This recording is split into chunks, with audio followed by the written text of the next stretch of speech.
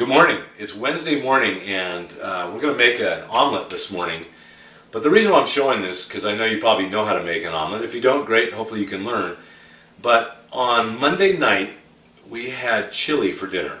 Shania had made a fantastic chili, which by the way, the recipe calls for ground beef. This time she used ground turkey and ground pork, half and half, and it was fantastic. You know, ground pork creates such a great flavor to almost anything, and then combining it with the turkey, ground turkey doesn't have much flavor and can be a little on the dry side, so it was a great combination. So I just mentioned that. But anyway, we had chili on Monday night for dinner, and then yesterday for lunch, I took chili to the office, and then this morning we're going to have an omelet made with chili. So you see how making enough chili on Monday for not only dinner but lunches. I mean, Hope had it for a snack after school yesterday when she got home, and the leftovers is a really key thing. It makes things easier, it's nutritious, and of course it's cost effective, because one batch of chili, when you kind of extrapolate out what that ends up costing per meal or per person, it's really low, and it's very nutritious because we put a lot of vegetables in the chili. So anyway, let's show you what we're doing here. So I've got a nice stainless pan here that I've been warming up, and I'm going to put butter in it.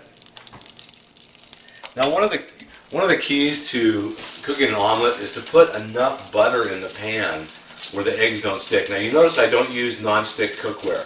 Non-stick cookware is very toxic. It leaches Teflon and other chemicals like that into our food, and which is it's cancer-causing chemicals, so we don't want to do that. I think the reason why this is splattering so much is because the butter was frozen. So anyway, notice here that I have a lot of butter in the pan. And I've got my eggs beaten here. Now if you're doing an omelet for one person, 2 eggs is totally sufficient. I've got 4 eggs here because I'm going to share this omelet with Shania. Well, I mean, I'll give her a bite or two, but anyway. So, we're going to put the beaten eggs in here into this pan over medium heat. Now, one of the keys also to making a successful omelet is as the egg starts cooking, I'm going to lift the edge and let some of that uncooked egg go around the edge. Because if you wait for the whole thing to cook through, it will actually either overcook the bottom or it just won't happen. So watch this. This is a little trick. So I've got a nice rubber spatula, and see how I'm going around the edge. It's not sticking because of the butter, and I'm letting some of the egg go on the side, just tipping the pan a little, and this just allows the liquid egg in the center to get dispersed out. Now watch this. After I say all this, the thing will probably stick. Stainless cookware is challenging, but it's so much healthier that you have to get over the challenge part of it and just kind of. So I just keep doing that. So I've got this over a medium heat. So I've got almost all the liquid now out of the center of the omelet.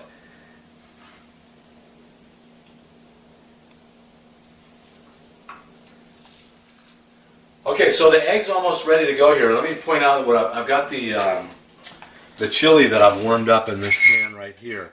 Now you notice the chili is a little moist, so I'm going to use a slotted spoon to transfer some of it over to the omelet here. And I'm just going to put it on one side of the omelet because I'm going to fold it over with any luck, provided my egg doesn't stick here. You never know. And then I've got just a tiny bit of some raw cheddar. So this is cheddar cheese made from raw milk. Always want to eat cheese made from raw milk. It's much healthier for us. Okay, here's the moment of truth here is whether or not my oh, look at that. That turned out pretty good. Just nice and golden brown. So that was over a medium heat. And I'll show you in a minute when I put it on the plate what it looks like. So we'll come back in a second. Okay, so here we have the finished product. Look at that, doesn't it look yummy? Served it with some sliced apple. Here's the other part of the omelet. Look at that. That's a perfect meal for 2 people. And it took me like 3 or 4 minutes to make. And you know, some people say, you know, they don't want to have fruit with protein or something like that.